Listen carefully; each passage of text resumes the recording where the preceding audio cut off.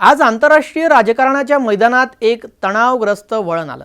Caribbean समुद्राच्या किनाऱ्यापासून ते क्रेमलिनपर्यंतचे नाते एकदा पुन्हा मोठ्या संघर्षाच्या सावलीत उभे राहिले आहे।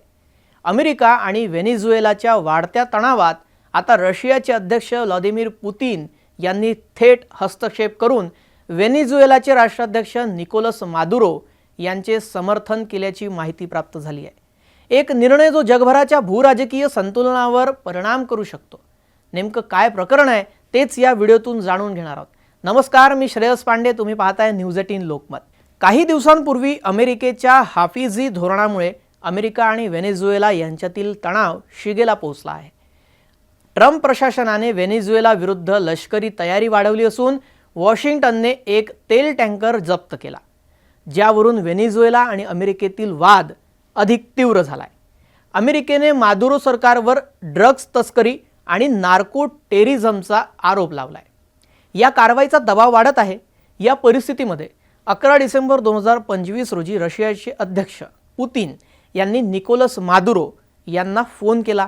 फोनवर संवाद साधत संप्रभुता आणि राष्ट्रीय हिताचे रक्षण करण्यासाठी आपला ठाम पाठिंबा व्यक्त केला।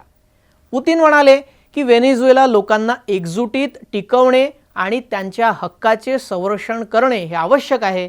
रशियाने त्यांच्या धोरणाला दृढ समर्थनाचं आश्वासन दिलं।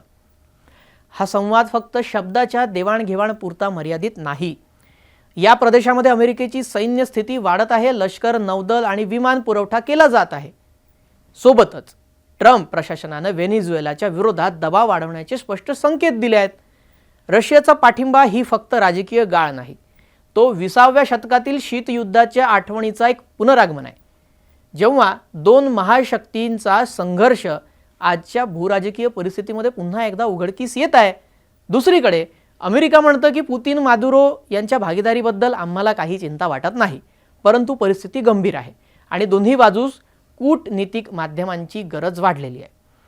विश्लेषकांचं मत काय आहे? त्यांचं असं मत आहे की व्हेनेझुएला सर्वात मोठ्या तेल साठ्याचा देश आहे आणि यावर नियंत्रण मिळवणं जगभर ऊर्जा बाजारावर परिणाम करू शकतं।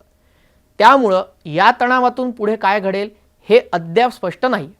ट्रम्प प्रशासनाचे दबाव आणि पुतिन यांचा ठाम जो पाठिंबा आहे, हे दोन्ही एकत्र येऊन जगभरातील भूराजकीय संतुलनाला नवं वळण देत आहेत। एकेकाळी शीतयुद्धामध्ये विभक्त जग आता पुन्हा एकदा सामर्थ्याच्या संघर्षात दिसतंय। व्हेनेझुएला येथे काय घडेल? एक युद्धाची धार सोडेल का, नाहीतर कूटनीती आणि शांततेचा मार्ग पुढे जरेल? हा प्रश्न आज सर्वांचंच लक्ष वेधून घेत आहे। याबाबत तुमचं काय मत आहे कमेंटमध्ये नक्की सांगा। भेटूया पुढच्या एका नव्या ग्लोबल अपडेटसह। नमस्कार।